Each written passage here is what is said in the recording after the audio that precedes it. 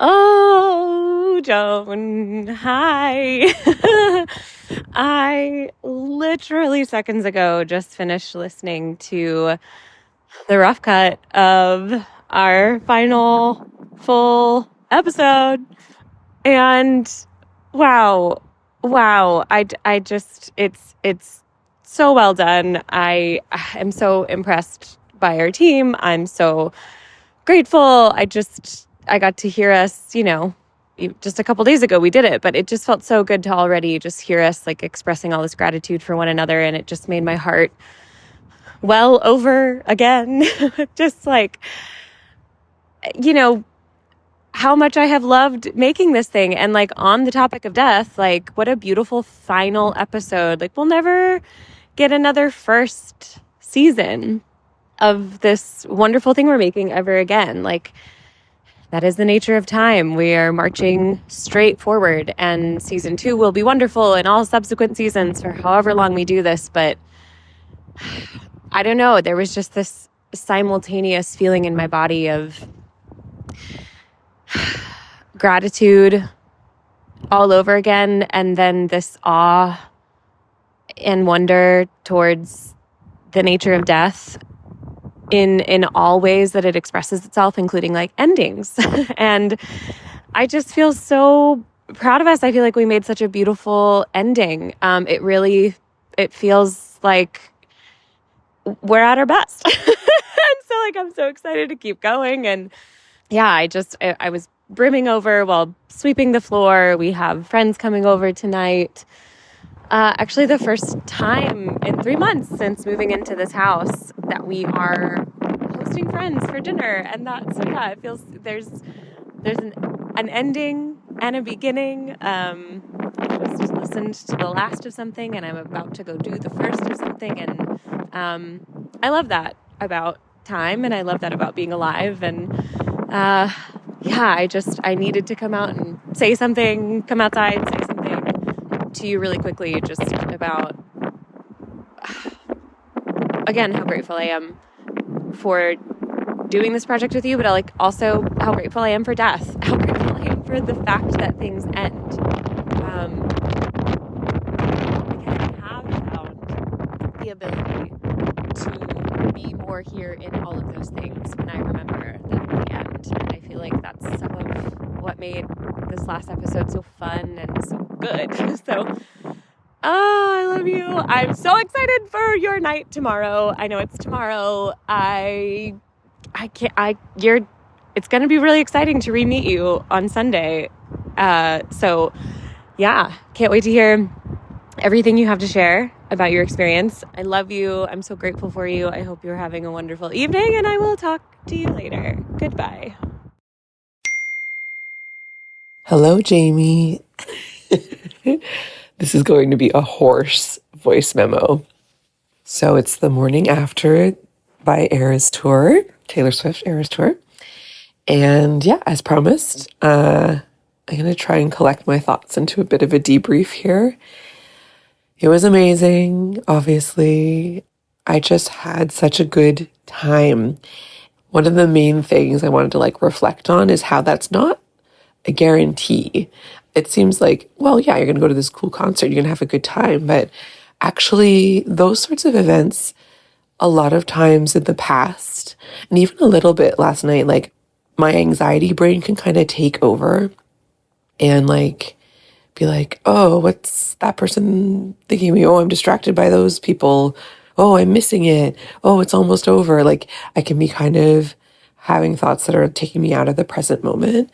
And so I felt so, so grateful for my past self, for the ways that for years now, first of all, I've been moving my body in some kind of exercise, and in particular, the kind of exercise that I enjoy doing. So I had sort of the fitness level to stand and dance and sing. I'm grateful for my past self for joining the choir. So I've had a lot of practice singing, not so I sounded good or anything, but just my stamina for singing. Though obviously I blew out my voice because I was screaming and stuff too. But just basically that I've been in the practice of moving my body to music and and singing. So like those things are so familiar to my body that she just was like so delighted and happy to do that for 3.5 hours. You know, there was one kind of cool body moment that happened, you know, so 3.5 hours and I'm standing in this very like pretty narrow a row of seats. Like it's a stadium, right? Like it's usually like a stadium for baseball. And I was up like classic nosebleeds. I was 2 rows from the very top of this stadium. I actually love that. I could just see everything and like look at the crowd.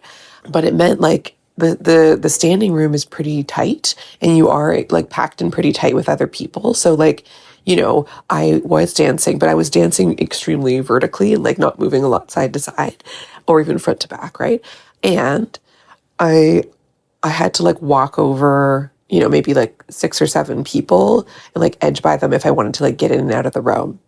So like the show starts and I'm noticing like I think it was like 4 eras in that my like bladder was telling me that like, oh, you know, getting full, which I was surprised because like I hadn't drank a lot, like I was being very intentional to not. And then I was starting to get in my head of like, oh no, like if it keeps getting more full, then like later on in the show is when all my favorite parts happen. I was like, I don't have to miss any of those parts. And so I was like kind of in my head going back and forth. And then I was like, Joan, listen to your body. It's like, okay, body, fine, we're gonna go. So like at the end of the Speak Now set, this is not gonna be anything to you, but I guess that is someone else listening might know.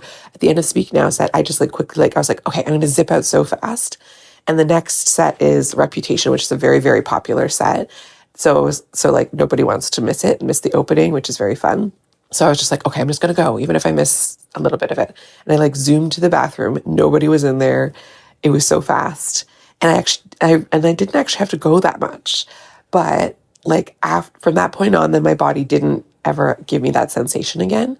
And the thing that happened was I went back up to my seat for like, and I made it back for the beginning of the first song. Like I only missed a little bit of the intro before she was even out on stage. And I didn't want to walk over all those people to get back to my seat because like that's not good etiquette for a concert in my opinion. And so instead, it just so happened I was in this row that was kind of staggered from the rows in front of it, which meant there was this like stretch of, just sort of aisle.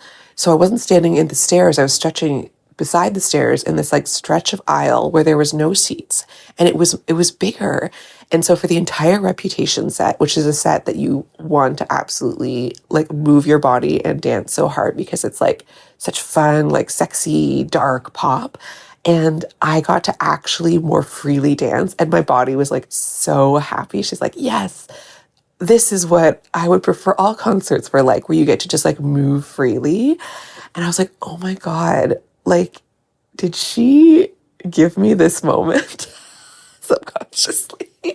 And that was one of the peak moments just because it was such a connecting moment with my body. Like, oh my gosh, we get to just like, we like dance so hard. Like I was like doing the choreography practically. And like, if people were watching, you're welcome, because I was doing all my moves. It was like so fun. And the whole thing was so fun. Just like Taylor's music is incredible. All of her songs, and she has so many different kinds of songs, like all these different eras. They're all like different genres. And just like, I was so happy. Like, I went by myself, but before the show, I hopped on the train and I could see that there were already people who, were dressed up in like glittery stuff. I'm like, oh, these are probably Eras Tour people. And I noticed like a bit of shyness, like rising up in me of like, it's like, I'm not typically a person who will just like talk to random strangers. Until last night, when apparently that is something that is a fact about me now, because I made a bunch of friendship bracelets, because this is a tradition on this tour. Like, you give people friendship bracelets that have like the lyrics on them, and then they like trade and like give you them back. And so right on the train, I was like, okay, I'm just gonna start doing it. So like there's these 2 girls were on the train. I was like, hey, are you guys going to the Eras Tour? Yes. Do you have any friendship bracelets? They didn't. So I like gave them 2 of my friendship bracelets.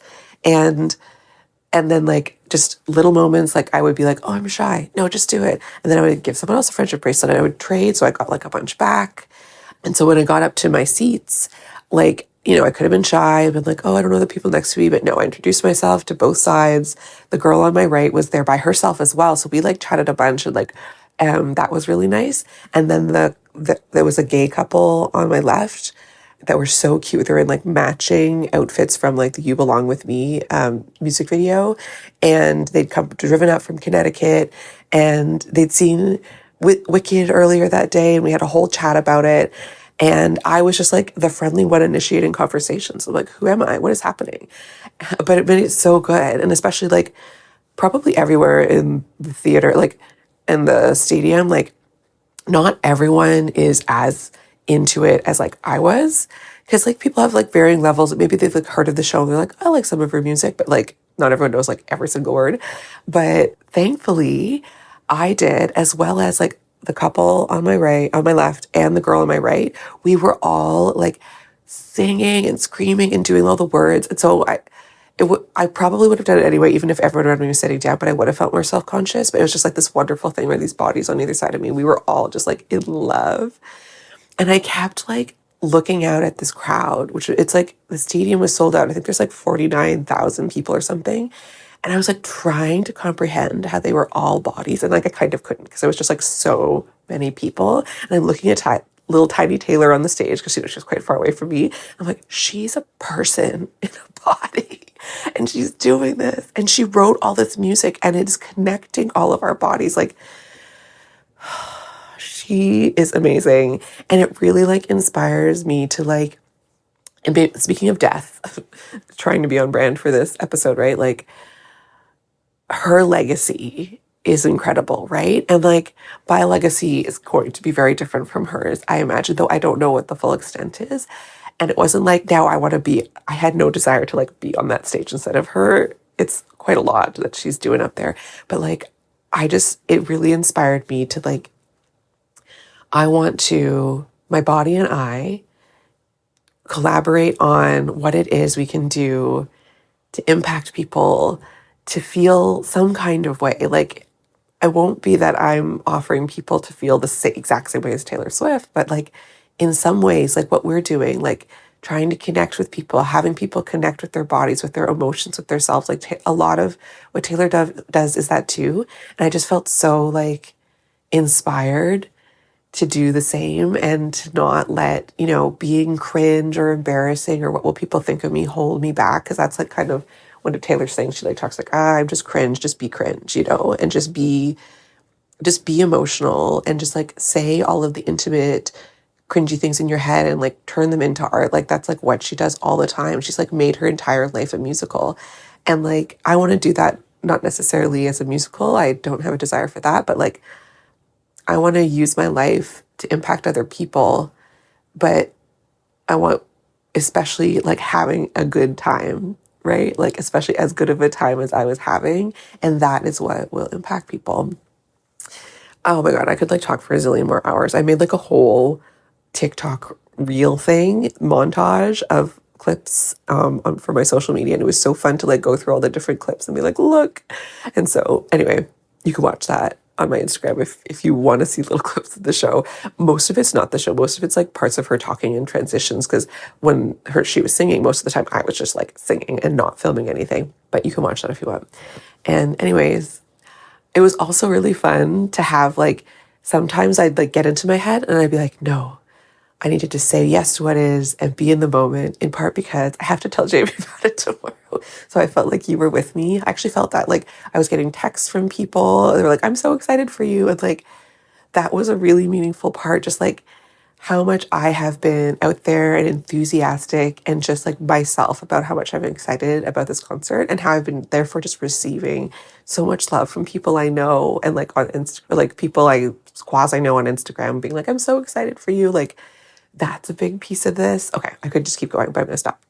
But thank you for being one of the people who was like excited for me, because it's so meaningful. It means like I just felt connected to so many people, and including you at that show, and it was magical. It was rare. I was there. I remember it all too well. Those are not my words. Those are Taylor's words. Okay, love you. Bye. Oh my goodness. My dear friend Joan. I am going to do my best to describe this experience I just had in the first hot yoga class I have been able to take in about 6 weeks. As you know, I live in the Pacific Northwest and it rains quite a lot up here. And this studio that I go to that I just am absolutely in love with flooded about a month and a half ago and just reopened tonight. And so I got to go to a class at my favorite time by my favorite teacher in what has already become my favorite yoga studio I've ever attended.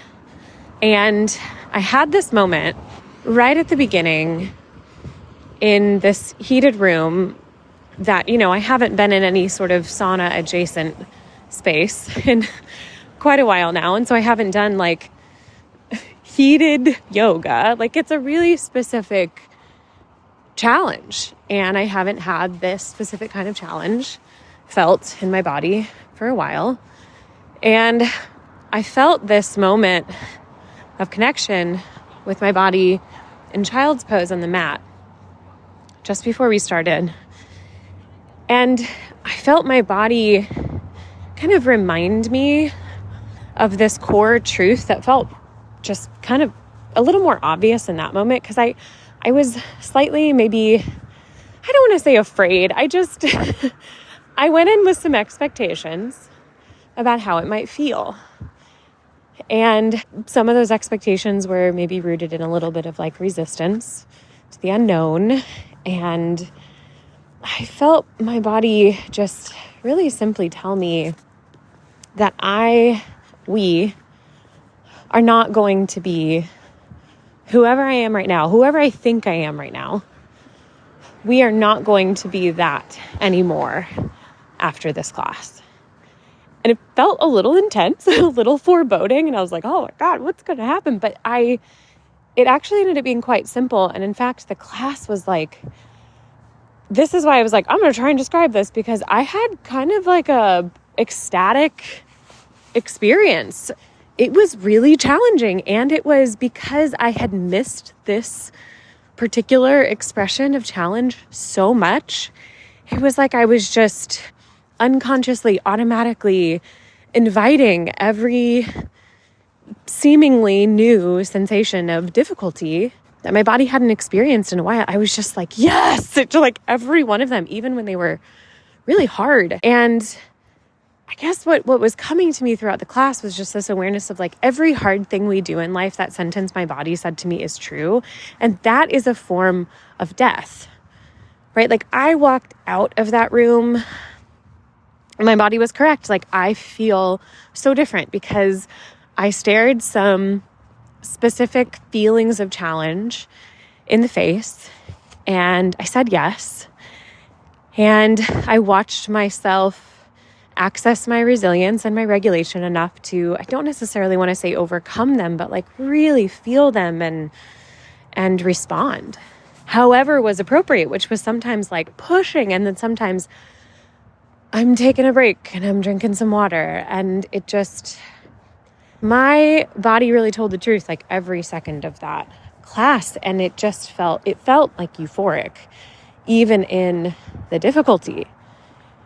And I just had this awareness of like, that is why becoming reconciled with death in every form is so important, because in order for us to grow, in order for us to build resilience, to like strength train the human experience, like we have to be willing to let go of whoever it is that we think we are in the moment where the invitation of challenge is in front of us.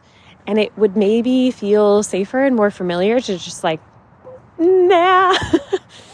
And it's crazy because I really feel like we have to be willing to like discover that we really are just like magnificent and resourced and capable of so much. And to be able to do that, you have to accept death. Like, sometimes life brings these things to us in unexpected ways. And then sometimes we go seeking them out, like putting ourselves in like a 100-degree room for an hour while doing poses. It's like, no matter what, the invitation to access resilience is going to meet us in life, period. And if we're going to access it, we have to be willing to stop being whoever we thought we were before we made that decision. And that means we have to become very chill with letting go and with death, with the death of our ideas of ourselves. And it just felt so beautiful. And it was also so interesting to have that experience today. My friend who is teaching the class, last time I took a class from her just a couple of weeks ago in a non-heated setting, she opened up about the fact that her mother passed away 3 months prior. And I was talking to her at the end of class today and telling her about my experience in the class, and then kind of found a moment to ask her how she was doing with the holiday coming up. She and her mom are really close. And we had that conversation, and I, was just aware like death was in the room of that conversation. And earlier today, I was on a walk down by the water, one of the benefits of living by the sea. And I had taken myself there, not just because I wanted to and it felt good, but part of why I wanted to and it felt good is because a very dear friend of mine asked some of us who love her and who she loves to participate, kind of co-create a ritual with her today, the 1-year anniversary of a miscarriage of hers, to throw 2 stones, because she was carrying 2 babies, into the water, kind of whatever that means, whatever water you have access to. And I actually have access to the same ocean and kind of the same part of the same ocean that she also lives in, lives near. And so it felt really beautiful to join in this ceremony with her from kind of afar and throw 2 stones into the same water. And so I was kind of carrying the awareness of death with me today for that same reason. And I don't know, I'm feeling, I'm looking forward to next season. I'm really looking forward to it because I know this was our idea all along, but there's something even more rich to this than we could have anticipated before we really dove into doing this project together. Because, life really does necessitate death. If something isn't alive, it can't die, but if something can't die, it isn't alive. And that's true about bodies, that's true about experiences, it's true about everything. And I can't wait to just start there, like starting at the end, which, I don't know, might seem like a strange thing to do, but it's just starting to make sense in my body, like why we're doing that. As we've had these conversations, I'm looking at the world different, and I'm like really carrying with me the awareness of my own mortality. And it feels like such a permission slip to just be totally alive. So I think that's it for now, except that speaking of being totally alive, I was totally delighted and enthused to receive your voice memo about the erastour. I love that you had this experience. I love that you let yourself have this experience. I had a similar kind of moment as you, though with far fewer bodies in this yoga class tonight, and actually thought of your voice memo about you being in that arena with like 40-something thousand people and just going, oh, these are bodies. Yeah, same thing. There was a moment tonight where the music cut out in class, and I was telling my teacher afterwards, like that moment felt holy because I could hear the breath and I could hear the struggle, and I could hear the mindfulness in the room. I could hear this mind-body connection at work in like how the bodies were breathing, and just that it was really, really human. Yeah, I loved kind of having one of those moments too. And I love that you had all of the moments you had at that concert. I just love you. And I love being alive at the same time as you and getting to make cool stuff with you. And I will talk to you soon, my dear.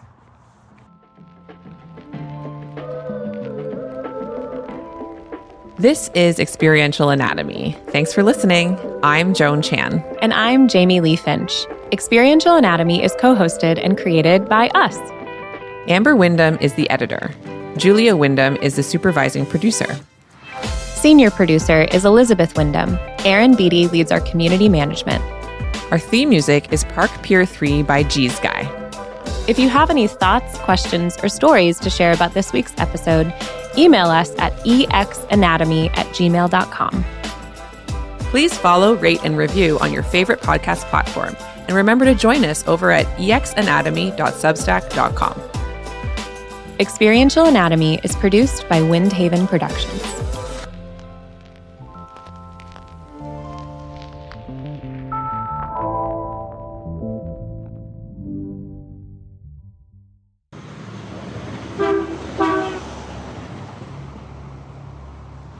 Wow, very busy street tonight.